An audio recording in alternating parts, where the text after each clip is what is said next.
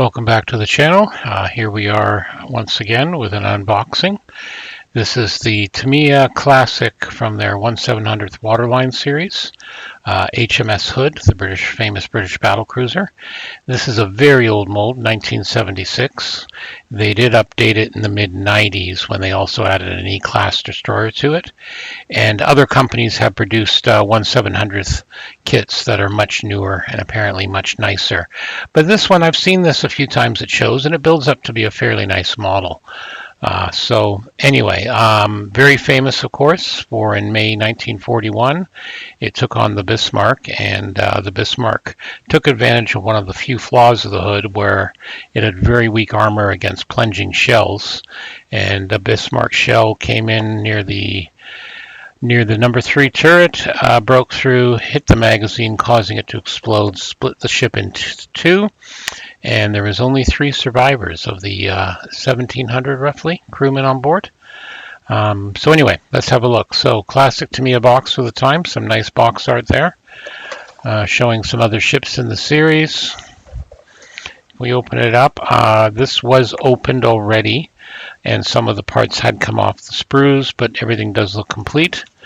So first of all, the Waterline series, you get a lead, it's like a heavy metal bar that's in here.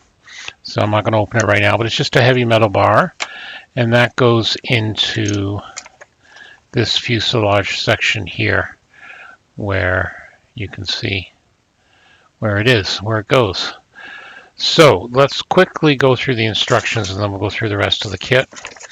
One single very long sheet of instructions, a backgrounder in several languages, along with a map showing the location of where the battle took place against the Bismarck and when she was lost, a basic painting guide, Tamiya light gray and buff for the wooden deck. Of course, you can get aftermarket stuff for this thing until the cows come home. If I build it, I'm probably going to build it out of box.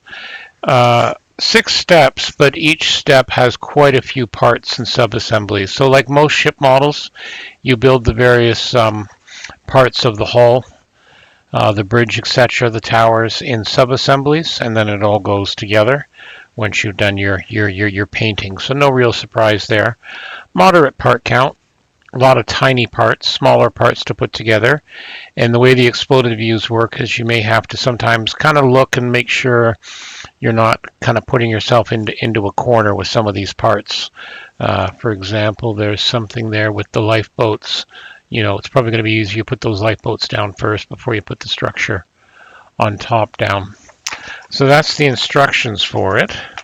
And then we have the main hull section. So as I was saying, Waterline series of kits. So basically your hull goes like that, and then you've got a waterline. So that's the hull section.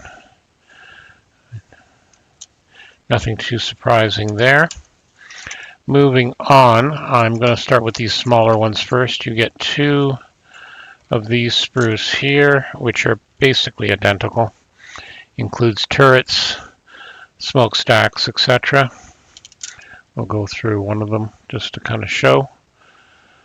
70s era plastic for the time.